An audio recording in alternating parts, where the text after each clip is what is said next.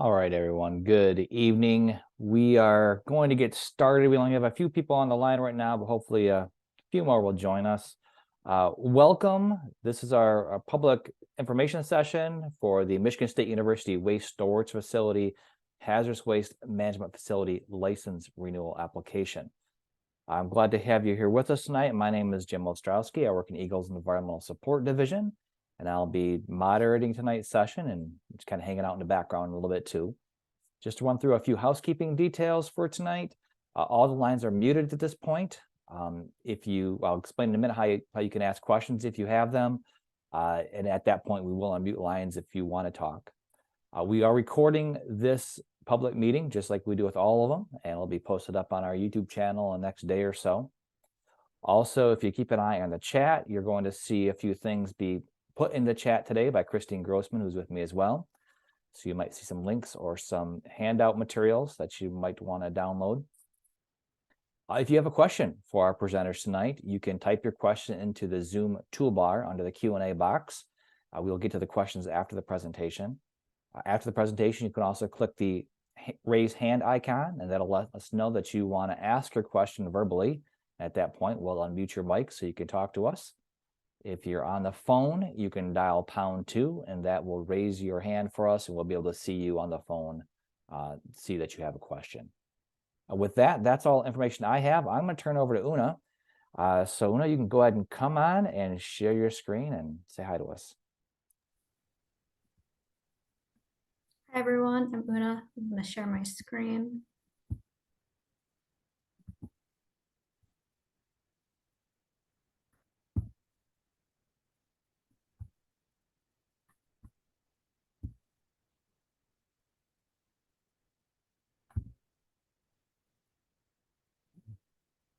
All right, we see it. Looks good. Go ahead and take it away.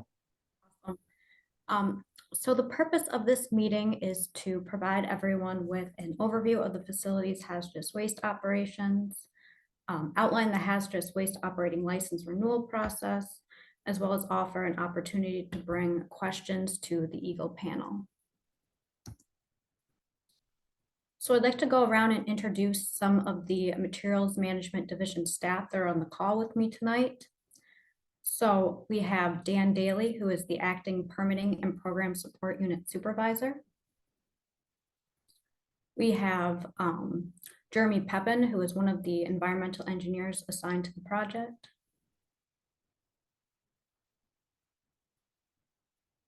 We also have myself, Una McKenna. I'm another one of the environmental engineers assigned to the project, and I will be taking over from Jeremy as project manager going forward. We also have Joe Rogers, who is our site geologist. We have Christina Hebert, who is our environmental quality analyst. And then we have Brian Grochowski, who is the district inspector, as well as Todd Zinda, who is another one of our district inspectors.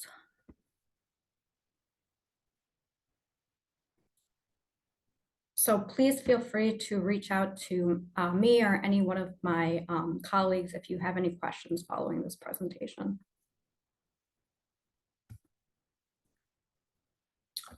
So for our agenda tonight, we're going to be talking a little bit about our regulatory authority. We're going to give a description of the facility. We're going to go over license requirements, minor modification requests, the renewal application process, license history, the compliance summary, and then to wrap things all up, we're going to do a question and answer session at the end. So there are two sources of regulatory authority. Eagle operates under a delegation from the United States Environmental Protection Agency to run the Federal Resource Conservation and Recovery Act, or RCRA, Subtitle C program. That is the program for hazardous waste management nationwide. So Michigan applies for and receives authorizations from the US EPA to run an equivalent or more stringent program in Michigan for facilities that generate, transport, or treat, store, and dispose of hazardous waste. This is our cradle to grave regulation. So now I'm going to turn it over to Todd to give you a description of the facility.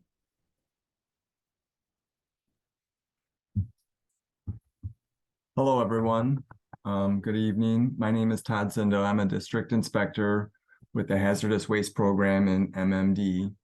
And I'm going to provide a facility description and some background on the operations at the MSU waste storage facility.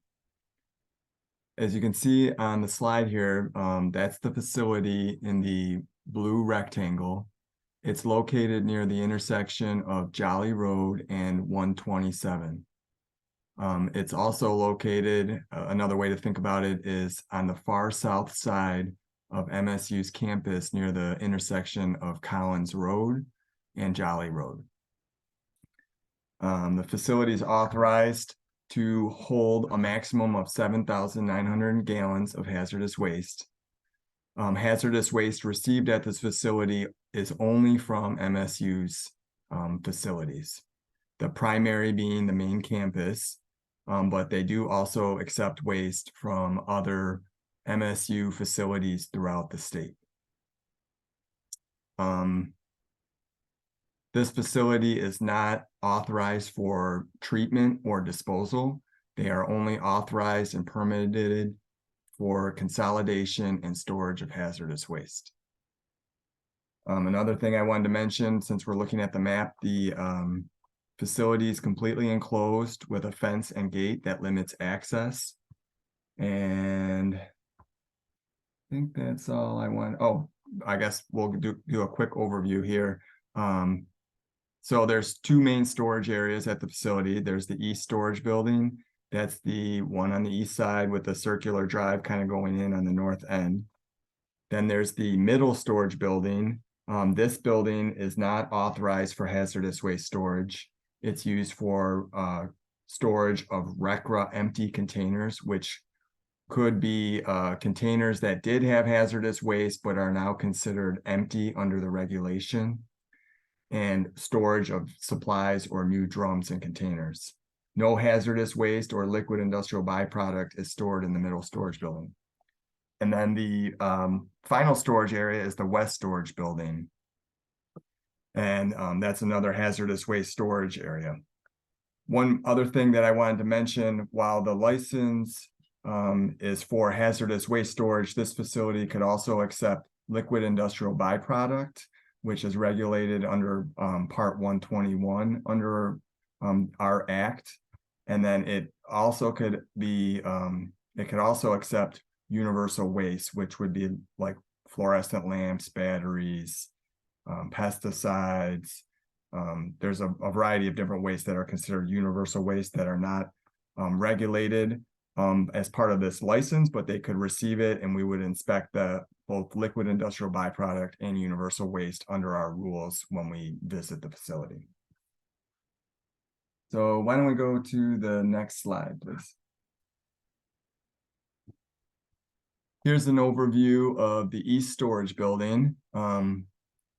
This building will give a summary of the 3 storage areas, but to start, waste comes in through the loading dock, which is on the north side of the building. That the loading dock is completely enclosed and has secondary containment. So when trucks pull in, they're out of the weather and the elements. And if any spills could occur, there's a secondary containment trench that would capture that so they could properly clean it up. The entire east storage building is equipped with secondary containment for the hazardous waste storage areas. That includes a floor coating, which is a polyurea coating. This basically allows the facility, if there were a spill, to easily clean up the material and prevents any spilled material from penetrating the concrete. Secondary containment. So let me give a quick overview of the different areas. The first room is room 100. That's the consolidation room. This room has a capacity of 3,480 gallons. It is equipped with 3 fume hoods. You'll see 2 of them in the bulk corrosion oxidizing liquid storage area. And then you'll see another one in the flammable liquid storage area. These fume hoods are used for consolidation purposes. Basically, they take a 55-gallon drum under the fume hood, and they're consolidating compatible materials into one 55-gallon drum. They could also use the consolidation room for storage of larger containers, such as 55-gallon drums. And then I guess, one thing I wanted to mention about the e-storage building before we get too far into all the different rooms. The entire facility or the e-storage building is equipped with a fire suppression system and an organic vapor alarm system. So if while they were doing consolidation activities, the vapor levels, or a fire occurred, they have an alarm system and a fire suppression system that would activate to, eliminate any emergency fire situation. Why don't we go to, I guess we'll talk about the lab pack room 100. This room is used for smaller containers, typically less than 5 gallons. Typically waste that's going into this area is laboratory waste or unused expired laboratory chemicals. Small containers of waste may be consolidated in the fume hood that's located in the lower left-hand corner of this room. Yep, right there. And basically what they would do is consolidate compatible materials to a 55 or a 5-gallon container, and then transfer that 5-gallon container to one of the larger 55-gallon drums that they're used under these larger fume hoods in the consolidation room. If they cannot consolidate a waste, the waste is segregated by hazard class and compatibility and eventually packed off-site for disposal by a third-party vendor. And then the final room is the storage room 130. This has a 750-gallon capacity. Typically, under recent inspections, this room is empty. There hasn't been any activity in there, but it is, at least if you read the license, it's used as a drying room for small RECRA empty bottles or containers. And they have a storage capacity associated with that. But recent inspections shows that this is typically not being used. I think that's everything for the e-storage building. Why don't we go to the next slide, please? So here's a schematic of the west storage building. This part of the facility is only authorized to store hazardous waste. They don't do any consolidation activities over here. The west storage building, if there is hazardous waste in this building, it's typically used as an overflow for the east storage building. During recent inspections, there's not typically a whole lot of hazardous waste in this building. This is part of the facility where you might see liquid industrial byproduct, which is regulated under Part 121. You'll see that in the rectangle, the lower left rectangle of the facility here, and used oil. And then they also store universal waste in this area. The west storage building does have a capacity of 3,470 gallons. The room is equipped with secondary containment like the east storage building, with a polyurea coating that would allow quick, easy cleanup of spills. And it has a fire suppression system and alarm system. And I think that's pretty much everything I wanted to say. I'm going to pass it over to Jeremy, who's going to talk about the license. Thanks, Doug.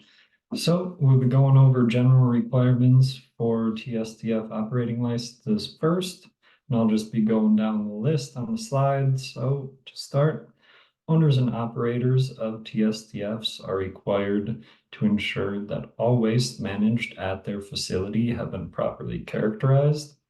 This is done through the generation of waste profiles and analysis of all shipments of waste to be received at the facility.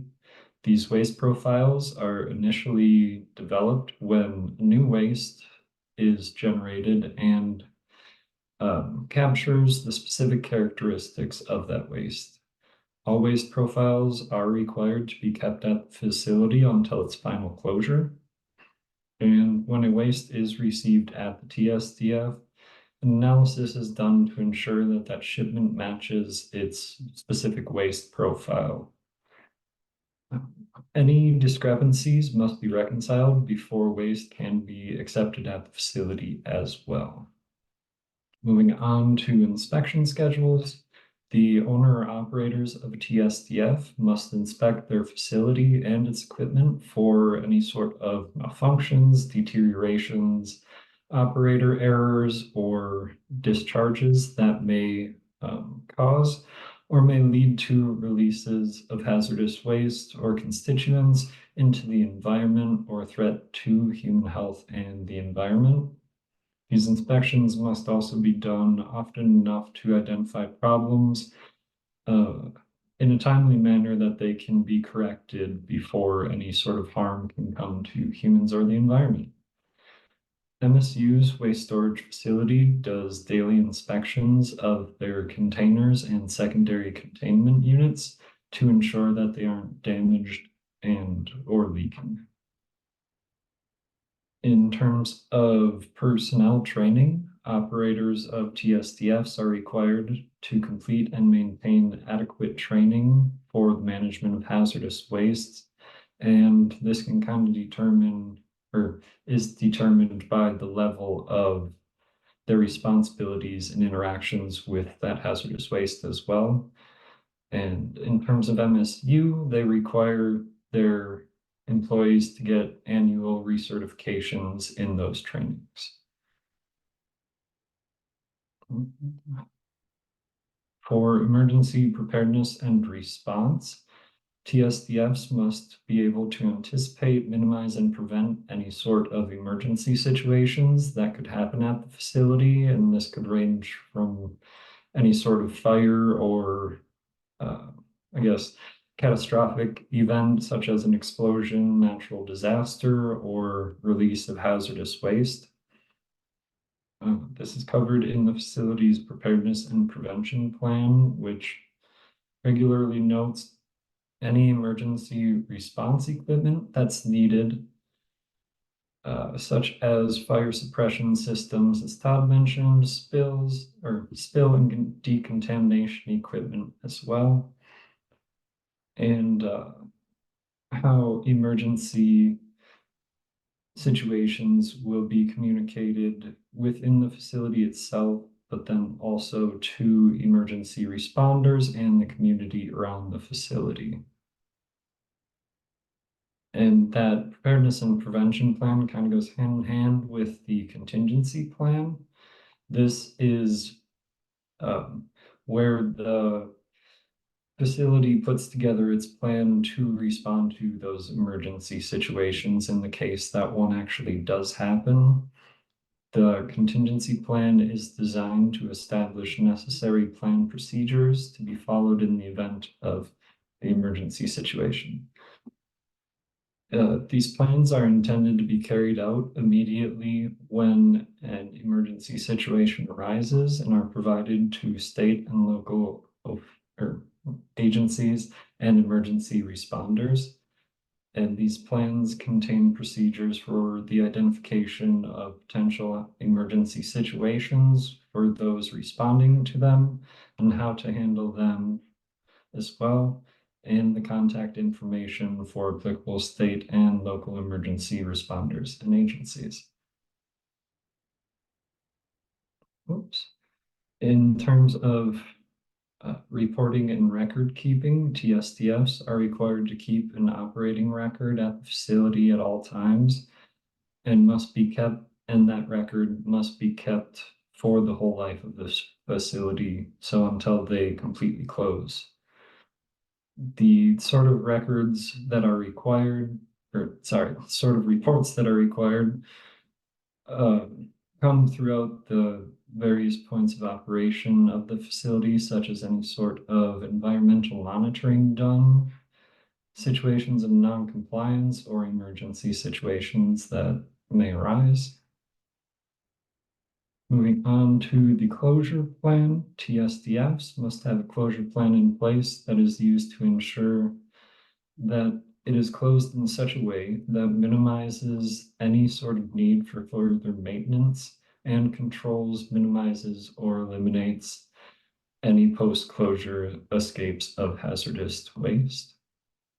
Closure plans normally contain appropriate closure activities to meet these requirements and any sort of anticipated schedules for when the facility intends to cease operations as a active TSDF. And then financial assurance is required to maintain, or TSDFs are required to maintain financial assurance to cover any sort of costs of closure or post-closure activities, and also any cleanup activities, as we refer to as corrective action, that may be needed during the lifetime of the facility. Next slide, please. So a few more requirements that are specific to MSU's waste storage facility, that they manage containers and use those to manage hazardous wastes. They must comply with the specific requirements pertaining to container management. These requirements cover how containers and their storage areas must be maintained and also handled, inspected, and what sort of wastes can be stored in certain containers, that some could be incompatible with specific wastes. In terms of environmental monitoring and waivers, each TSDF must either have environmental monitoring programs in place to monitor the specific environmental medias around the facility. These include air monitoring, groundwater monitoring, or soil monitoring. And if they do not, or if they meet specific requirements, they can ask for waivers for these sort of environmental monitoring programs. In terms of MSU, all they do is air monitoring because they have received waivers for groundwater and soil monitoring programs, given the fact that wastes are managed in a completely enclosed building with proper secondary containment. And then corrective action is kind of similar, where every facility has to have requirements for corrective action. But in terms of MSU, the site does not currently have any corrective action needs and has received its RECRA developed environmental indicators that are, or that cover protection of human health and migration of contaminants in groundwater. That being said, if a need for corrective action or cleanup did arise, there are specific portions of their license that touch on how they should, or well, will respond to those. Next slide, please. So before MSU submitted their application, they had requested a few modifications be made to their current license. This included the stacking of small containers and updating of 3 existing fume hoods at the facility and the addition of a 4th. In terms of the small container stacking modification request, this was referring to 5-gallon carboys and pails, and then also Department of Transportation approved boxes rated for the transportation of hazardous wastes. This modification was approved before the renewal process began. Then in terms of the new or replacement fume hood modifications, these were also submitted before the renewal process had begun, but given their more complexity and the impending deadline of a submittal of an application, they were added to the application itself for review and theoretical approval. And then under Part 111, these are considered minor modifications, as they do not substantially alter the license conditions or reduce the facility's ability to protect human health and the environment. And they also do not authorize the construction of a new facility, the expansion of the current facility's authorized design capacity or area of waste management, or alteration of the method of treatment, storage, or disposal previously authorized at the facility itself. Next slide, please. And now we'll be walking through the license renewal process. So everything starts out with a pre-application meeting between Eagle's Materials Management Division and the facility. This is both to go over the process with the facility itself, and then also give them any sort of relevant documents that may be required for that, such as forms or templates. And then from there, the facility will submit their application in terms of MSU. This was received on July 27th of last year. And during that time of receipt, the application is sent to applicable agencies and other departments in Eagle for their review and input during the administrative completeness review. In terms of MSU's application, they received a administratively complete determination in December of last year, and that completeness review is really a big picture looking at the larger sections of the application to make sure nothing major is missing. So just something as an example would be making sure that the containment management program is, or portion of the application is there for MSU. And then after the completeness determination is sent to the facility and those appropriate agencies, the department will hold a meeting like this one to keep the public informed and also start, or to notify people as well of ongoing ongoing community engagement. Next slide, please.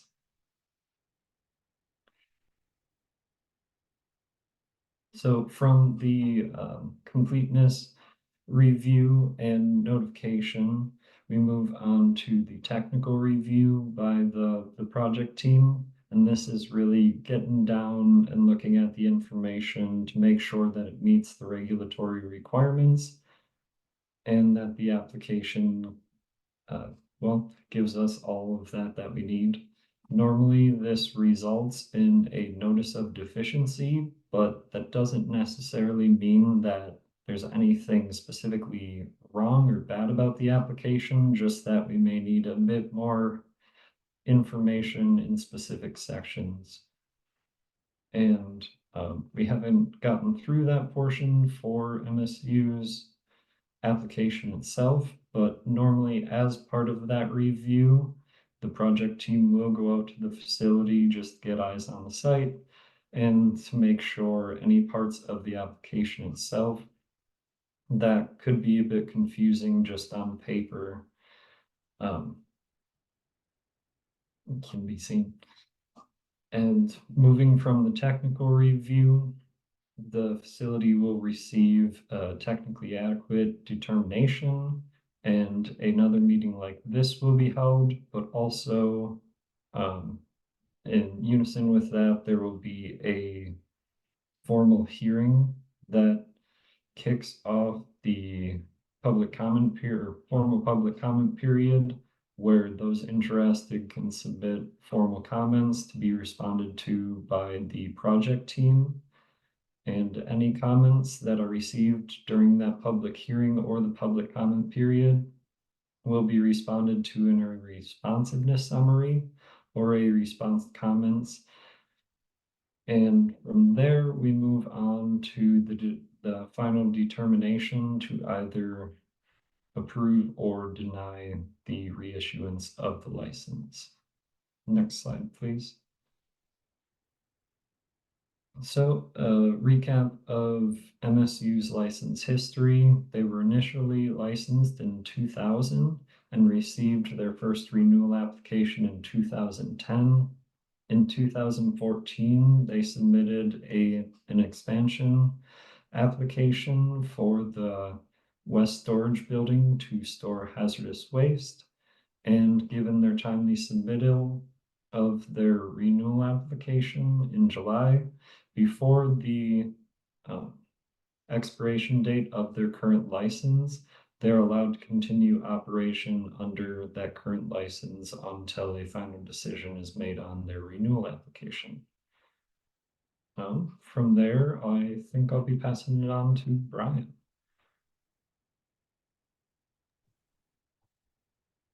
Yes, thank you, Jeremy.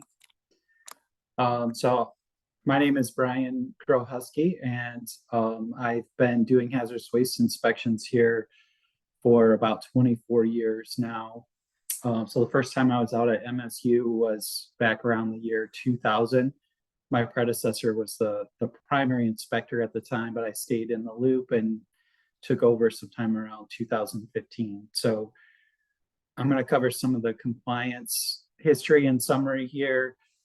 Part of our requirements include going in and just double checking everything as far as the records go that we already covered, like the emergency plans, the annual training requirements that are in place, the shipping documents, all of those type of records, the operating records, etc.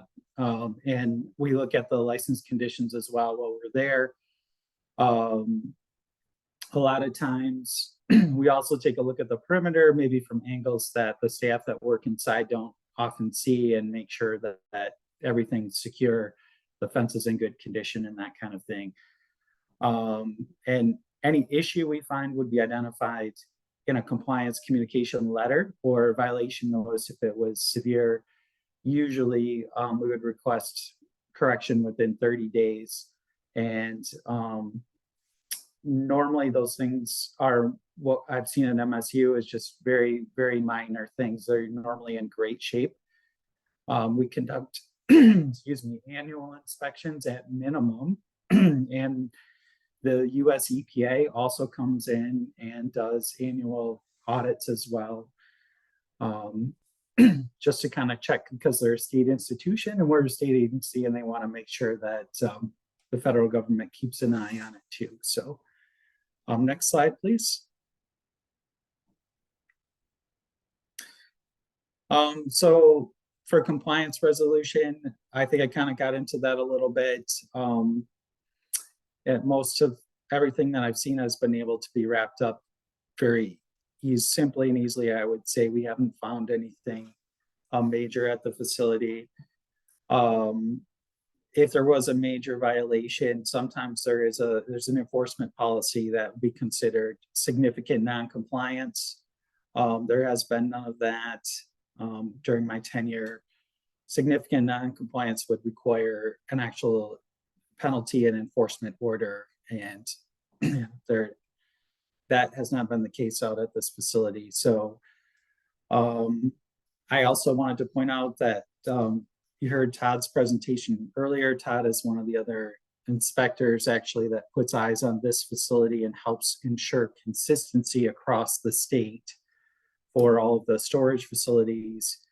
And that's been very helpful to have another set of eyes. And we have our entire team as well from the permits unit who can also, as we were just discussing, take a look at the facility and make sure everything is in order, from the engineering to the geology and everything across the board. So the Michigan State also has their own team that monitors everything. We're just kind of the auditors of the process. So with that, I think that covers the compliance, and I'll pass it back to Una.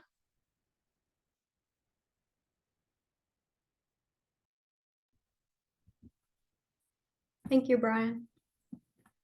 So in order to subscribe for updates on the MSU waste storage facility license, as well as find out some additional information, you'll want to go to this web address right here.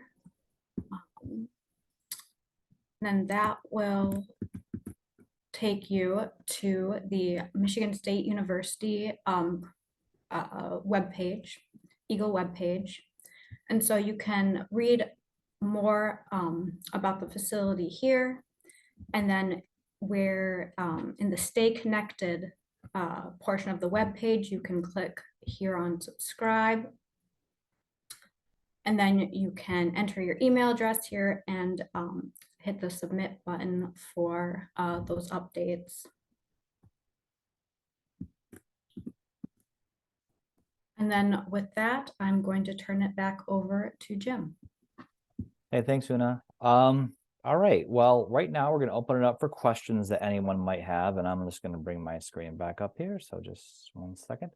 We don't have any questions in our queue yet. So if you have a question, you can go ahead and type it into question and answer box on your Zoom toolbar, or if you want, you can also raise your hand by clicking the raise hand icon, and we'll go to you and unmute your line. So I'll give that a minute to see if anybody's got any questions. Great presentation by our team here. Thanks, guys. That was really good. Very thorough. Just to let you know, if you didn't check out the chat, Christine put a bunch of stuff in the chat, including a copy of today's presentation. There's also some other good information that you might not be aware of, including our database that houses all the information about inspections. If you click on that link she put in there, it's called WIDS, WDS. You can check out the compliance history for the site that Brian was talking about. Also, you'll find there a link to stay in touch about this facility right there in the chat. You can find that and you can sign up for updates that we will send out as things progress. Well, team, I'm looking at my question box and I am not seeing any questions today. And that's fine. Maybe you don't have any questions. If you do, just a reminder that if you have questions after tonight, you can always contact directly into the people that were on the line today. Christine did put their names into the chat, so feel free to touch base with them directly. Christine did put Una's name in there directly as well, so if you want to email her, you can. That's perfectly fine. Also, after today's meeting, we'll be sending out an email to everyone that attended, actually everyone who registered, with some follow-up information as well, including a lot of the things that Christine put into the chat. I'm going to open it up for my team here. Did any of you guys have anything else you wanted to cover or address before we close things up for tonight?